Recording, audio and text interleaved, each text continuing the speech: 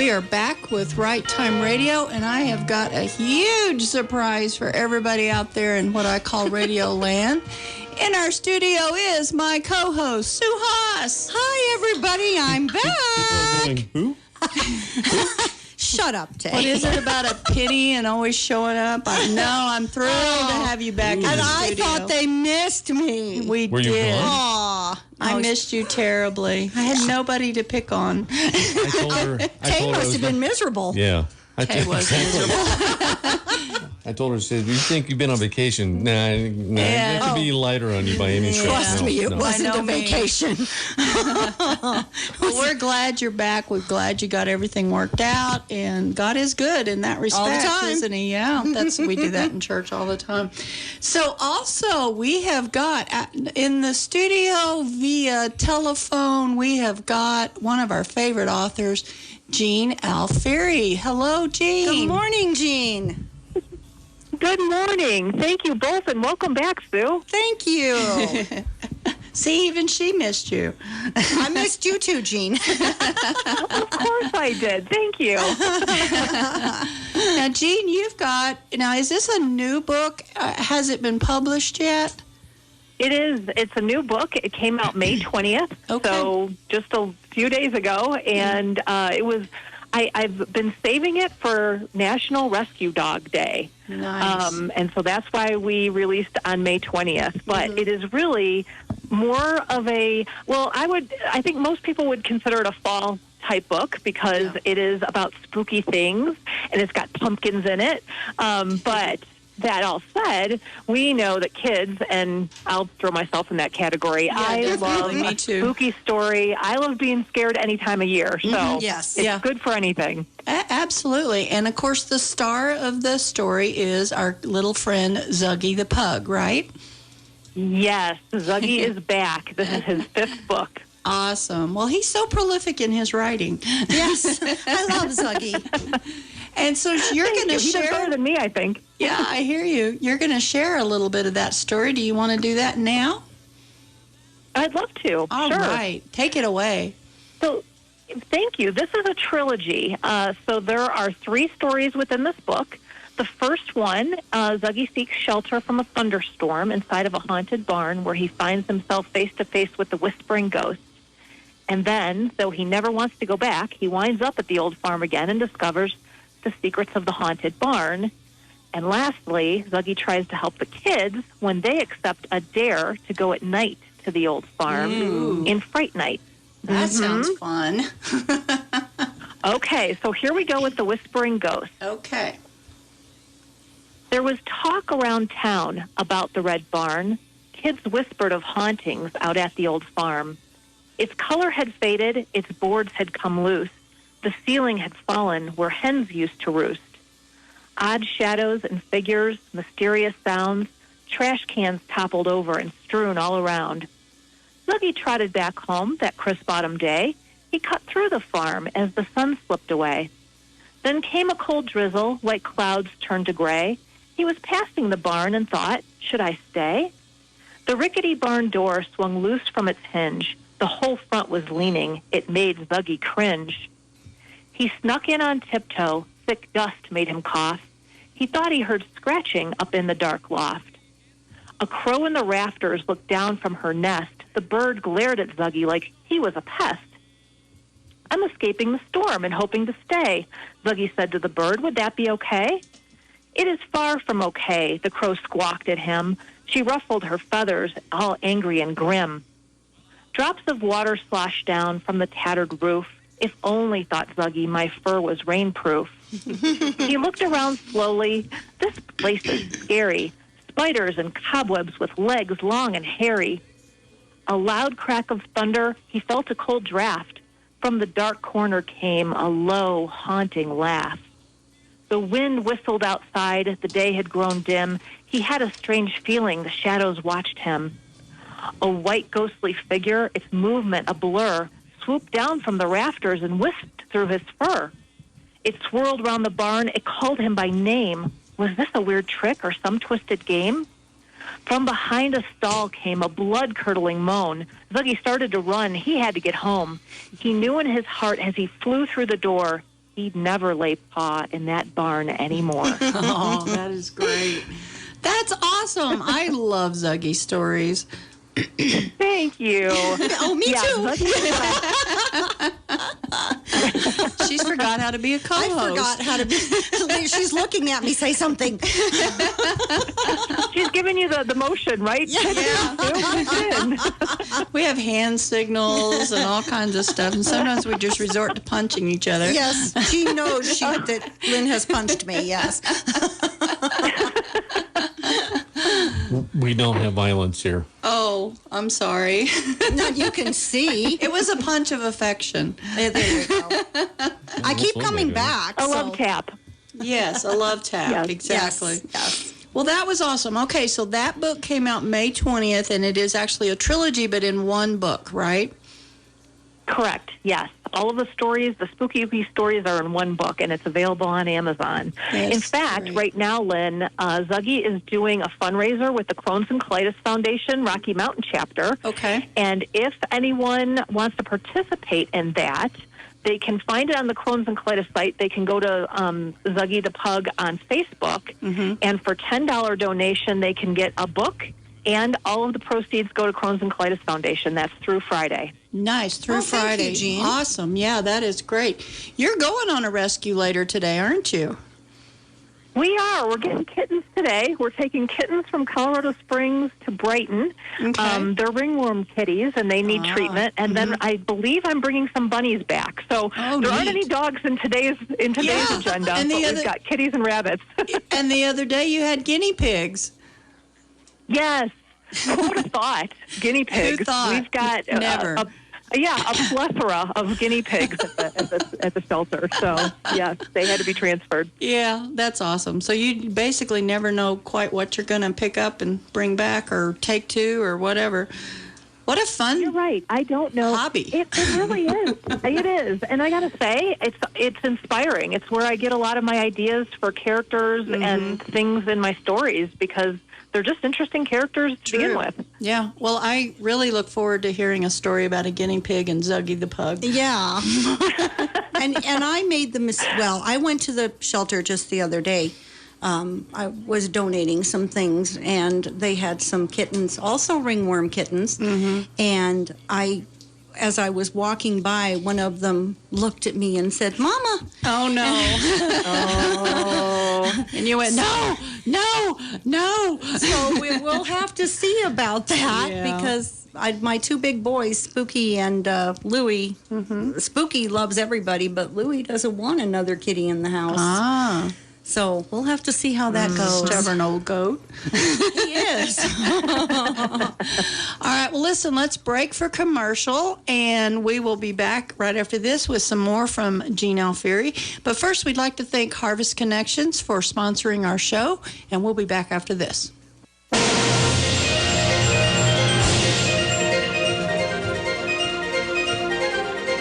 Welcome back to Right Time Radio, and thanks again to Harvest Connections. And we're glad to be here with Jean Alfieri today, and she's telling us another Zuggy the Pug story. I love Zuggy the Pug.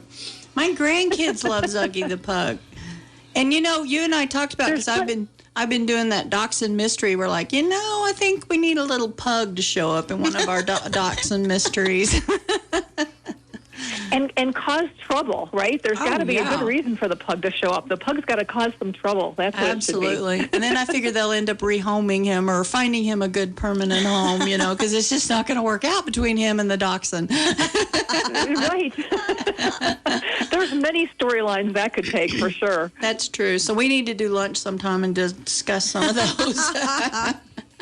The joy Deal. of That's knowing a date. authors. That sounds like fun.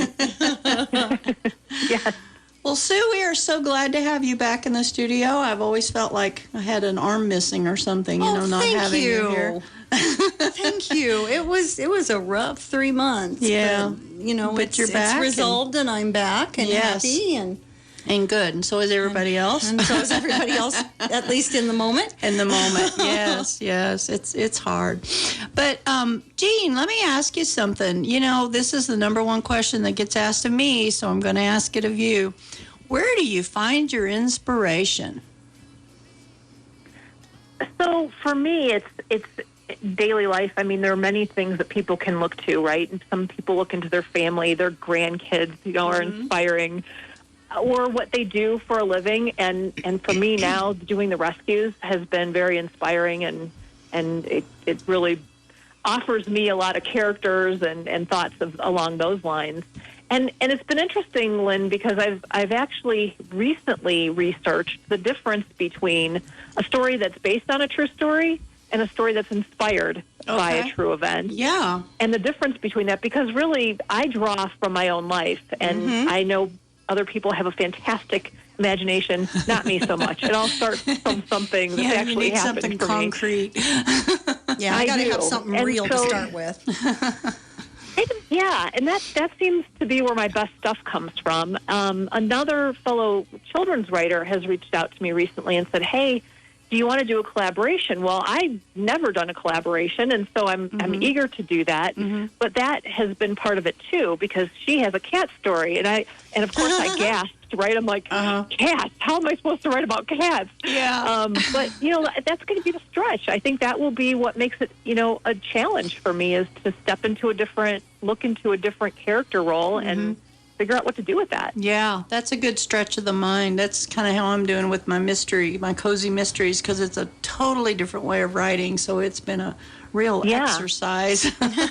Is it when you write and about what cats? prompted that for you? When you write about cats, do you use small words? Just question. I know. No, very It's just persnickety type meow, and there's words. just different iterations. I had different a iterations of Siamese. meow, right? Yeah, Right. I had a Siamese cat for 19 years. She did not know she was a cat, and her name was Miyow, meow, because she never shut up. She talked all the time. Perfect. Sue has a system of naming her cat. She's told me about this, and she basically lets the cats name themselves. Now, her dog, she all names after the NASCAR something. After racetracks or something. The dogs are Pocono and Talladega. But the cats, I give them 3 or 4 days. Spooky is a black cat, but he isn't. We had him for 3 days. He walked into the living room. He still didn't have a name, and I sneezed. And when I sneezed, the cat went 6 feet up in the air. 7 different directions, and flew out of the room. And my husband said, wow, he's a spooky little guy, isn't he? And that's how he got his name. So. That happens. That's cute. But what is the difference between based on and inspired by? So based on is supposed to be more true to the actual event. You are portraying what happened. Inspired by can be anything. Anything goes from that event that people might actually notice, right? Isn't that similar to? And you can say, yeah, this was inspired by. Right. So it's a distance thing. It's really how you try to stay true to the story, or you take great liberty with the story. Neat. So this cat story that you're writing, is it going to be based on or inspired by? We think it's going to be inspired by, because it's going to need some significant embellishment. And we will maybe or maybe not stay true to the original rescue, how the original rescue happened. So that's still things we're working through. Right. So we think it's going to lean more towards inspired by. And I'm curious, because you have so many Dachshunds, what inspired you to go with the cozy mystery, since that's very different from what you typically write? It's kind of the same thing. I've written historical romance, I've written contemporary romance, and I've written sci-fi. I love a good mystery. I love Murder, She Wrote and those kind of things. And I discovered the difference between the cozy mystery and a regular mystery. And a regular mystery can get pretty graphic. And I'm not really into graphic. No. So I decided to kind of hang back a little bit with the cozy, so that the gross stuff is offset, off screen and that kind of thing. And then, how could I not write about dachshunds? They're all over me while I'm writing. So I thought, and then come to find out, I actually had the idea of having the dachshund in there, and then come to find out, one of the number one things about It's a story about a dachshund. Yeah, is that a short story? It's a long story. It's a long Story, actually. Short legs, long body. And a big dog attitude. I found out that cozy mysteries kind of have to have a creature in it. It's got to have some sort of an animal that is the main character's, the sleuth's buddy. You know, it may or may not help her solve the mysteries, but there's always some sort of a pet. It could even be a parrot. You know, it could be a lizard, it could be anything, but there's always some kind of pet. And I went, well, that worked out well. Yeah. Now we got our dachshund. And then as I'm sitting there writing, my dachshunds will do something goofy, and so by golly, that goes right into the story, you know. Namely, Inspired by, namely flipping over on their back and wanting a belly rub, having to reset their ears constantly, you know, all those kind of things, and of course barking at absolutely nothing, but ferociously. Yeah, all of that. It's real easy to work all that into my story, so it works out well. Right. Well, and with their attitudes, right? You say they're barking at nothing, but I am sure they are in high alert for every right reason. They know exactly what they're barking at. They do. Yes. And I have to admit, the mailman has never killed us. And the people who are not authorized by my dogs to walk down the street have never killed us. But that's because the dogs are making sure. Because the dogs are making sure that none of that happens. So, yeah, I have to admit they're doing their job. And, you know, I just thought about this. Jean, I'm writing a book that, you know, had to be put on hold, but it was going really well there for a while. And I was sitting here thinking about what you guys said about animals, and I actually have a kitten that showed up in mine that I had no idea was going to show up. That happens, yeah. So, and I have to brag on Sue. She's actually put her hand to a little bit of a romance story. Now, granted, it's about a thimble of, but I will tell them what I told you.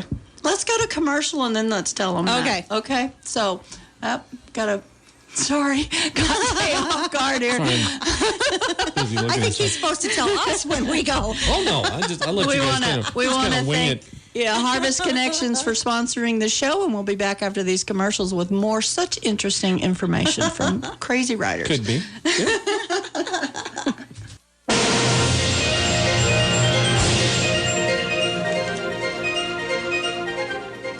We're back with Right Time Radio. Jean Alfieri, and thanks to Harvest Connections for being our sponsor. Yeah, thank you, Ray. We appreciate that. What were we going to talk about? Ray, what's his last name? Ray. She can't say it. Right. Yeah, I can if I think about it. Yay! Cool. Well, Jean, we were fixing to have Sue. I'm from Texas. We're always fixing stuff. Too. We were fixing to have Sue. Bless your heart. Bless your heart. Divulge her. Shall we say, experience when she was writing. All of a sudden, it became a romance, and she thought of me. I was like, "Oh, I did." Anyway, tell your story. Well, you know, anybody who's listened for a while knows that I'm not into romance, and so I started. But because Lynn writes these historical, and I like these historical books that Lynn writes. Thank you. You're welcome. So I decided to try my hand at a historical fiction, and. It was going very, very well. And then all of a sudden they were kissing. Characters take over. And I didn't know what to do with it. She threw the pen down and went, ew, Lynn, get out of my head. So I worked around that. And it is a little bit of a romance. Aw, I'm gobsmacked. Yeah, Lynn is never gobsmacked, I promise, any more than I am. But well, you can gobsmack her right now. Well, yeah. But you told us no violence. Yeah, you said. Hey, what they can't see, I didn't. There you go. Make it as quiet as possible. Okay. So, Jean, when you write in poems, now has your characters ever taken over your story when you were writing? Yes, they often take over the story, and it's interesting because the works that I'm doing that are not self-published, the things that are getting traditionally published or picked up by magazines and such, are not poetry. So maybe I should take a hint there. But I enjoy the poetry. It's a lot of fun. Yeah. It takes a lot longer, for me anyway, to create something like that. I was going to ask I love where Sue's going with this. I'm sorry? I don't know if Sue does, but I was going to ask you, Jean, do you ever have a great scene going, and when you're writing with your poetry and you have a great scene going and then you can't find a rhyming word? Yes. Yeah, and I've actually had to rework stanzas, complete stanzas, and that's how it kind of tends to go a different way. Because if I can't make it happen that way with the rhyme, I have to go somewhere else with it. Yeah. And so that's part of the challenge, which I really enjoy. And Sue, my question to you, if in your romance now that it's turned that direction, is this where the kitten shows up? Is that the same story? Yes, that's the same story. They actually, Very nice. they're actually separated. I'm writing it as her story and his story. Yeah. That's So it's, chapter her or chapter him. Sure. And I tried to write it, not knowing what I was doing, tried to write it that way. A panster, Obviously, yeah. that didn't work. So now I'm writing all of her story. Okay, and then putting And the then two I'll together. put him Sure. in between, but he's gone, and she's trying to deal with things on her own, and she goes into town to see if she can make some money while he's gone, and she finds this kitten under the water trough. And the kitten goes home, and then the kitten Of course has she has adventures. to take it home. Of course, she has to take it home, and so the kitten then has some Adventures. adventures. Oh, yeah. fun. There's going to be a Very pig nice. too. The pig is roughed in. There's going to be a pig. Right, roughed in. I love it. We'll You got to have a pig. Actually, there's a teaser. There's a pig in Spooky Yuki stories, too. Oh, cool. How fun. These critters just show up. They and do. You never know what. You really don't, especially when you're a panster, like I think all of us are. Yeah. You never know what's She was going just walking down the street, and there was a kitten. Before you go too far, for Okay. those people who may not know that Oh, I forget. terminology, Oh, yes. I forget. because they're like, a what? A what? Yeah. Okay, a panster. Actually, Jean describes this the best. You give the definition, Jean. So there are two Potter types off of Potter. writers. There's a plotter who plans where their writing is going to go. They know before they even start how it's going to end. And then there's a pantser, which is basically just means you fly by the seat of your pants. You start a story and nobody knows where it's going to end up. Including the author, yes. you Yes, go. exactly. Right. Yeah, you just kind of start with a snippet of an idea and just run with it and see what happens. Kind of like Now- these radio shows. Kind of like these radio Kinda like, shows. yeah. See, it was preparing me for this environment. Yeah. That's what it was. There you go. Now, I have had situations where my story just went so far south or west or whatever that I really had to rein it back in and go, no. This has to come back, and it really has to end up over here on this side of the street. Have you ever had that happen, Jean? I do, and those stories are still sitting in the drawer. Yeah. They have to come back around, but they aren't doing it themselves, so they're sitting for a little while. I hear you. Yeah.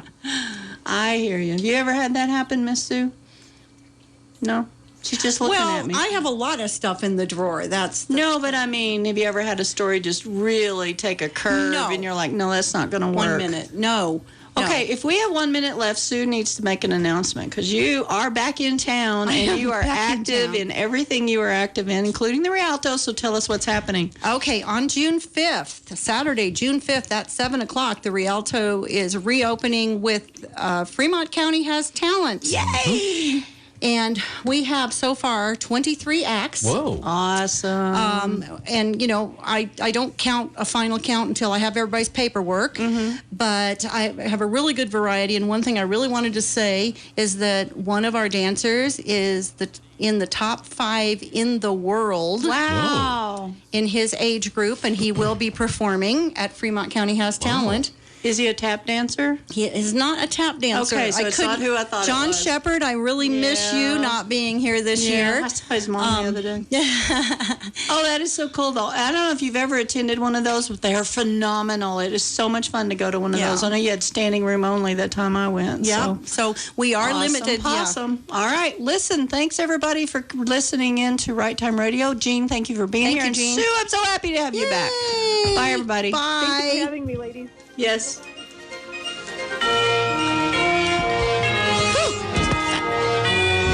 Coast to Coast fills the overnight Saturday and Sunday, 11 p.m. to 4 a.m. AM 1400 KRLN, Canyon City.